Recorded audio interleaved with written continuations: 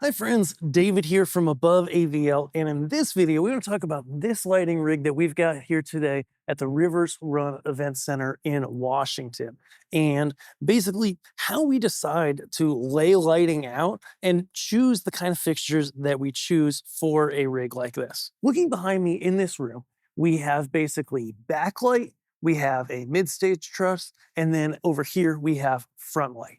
And so how do we basically choose the fixtures to put into it? Well, being that this is a performing music venue, we've got haze. So we've got some Antari F6 Hazers in here, and they are fantastic, as you can see. And because we have haze, that means we can see beams really, really well.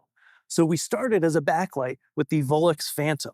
Nice, good-sized backlight fixture that also has epic beam effects with the individual pixels, where you're able to rotate the lens and get some really awesome eye candy effects that look great.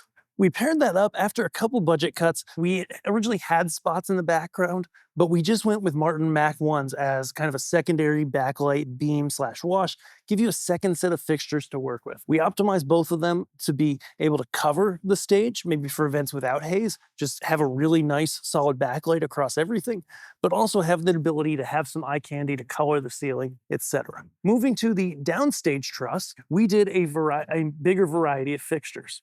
So we've got Martin Mac 1s, again, doing the same type of effect. Having them tiered in layers always looks really good. Same fixture, tiered in front, mid-stage sometimes, and upstage, always looks really good. Next, we've got the Volux Spectra 300s. They're a spot fixture, so we've got gobos, we've got CMY color mixing in there, prisms, all that good stuff. Looks really great in the haze. Then we also have the Volux Flaris 1XKs.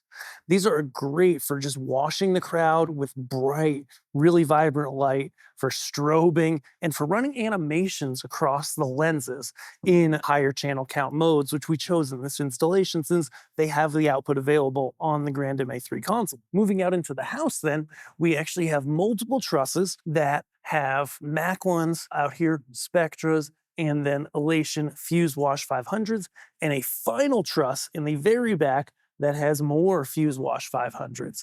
And so this is a little bit out of the box because we normally wouldn't just tier things back this far, but it's actually a multi-purpose space. A lot of the lighting rig that's out over the audience is not only great for those live concert and other type events, but it also enables them to have a stage in the middle in the round. It enables them to have presentations with projector screens on the wall and have lighting in those areas and be able to do it all from one central console and a wall panel system when the console's not set up to choose and work with presets. And so at the end of the day, when it comes to laying out a lighting rig, we basically are looking at a mix of putting together the most different types of fixtures that each do unique things, but also having enough of the same fixture and spreading them out so that you're able to get different layers of light. And then you have more tools and more basically crayons in your box of crayons to work with when you're creating lighting for events. And so if you love what we did here and how we laid this out, we love working with all sorts of venues. We work with churches, we work with performing arts venues like this, we work with clubs, all sorts of stuff. And if it resonates with you, you say, hey, I want to make something great like this. We would love to help get lights like this into your hands, make a really nice cohesive rig that works really well, and just be able to get that to you. If that sounds good, come over to aboveavl.com. Whether your rig is small or large, we love to work with people, help you find the best gear for your needs, and put it together. If that sounds good, we'll see you guys there. Thanks.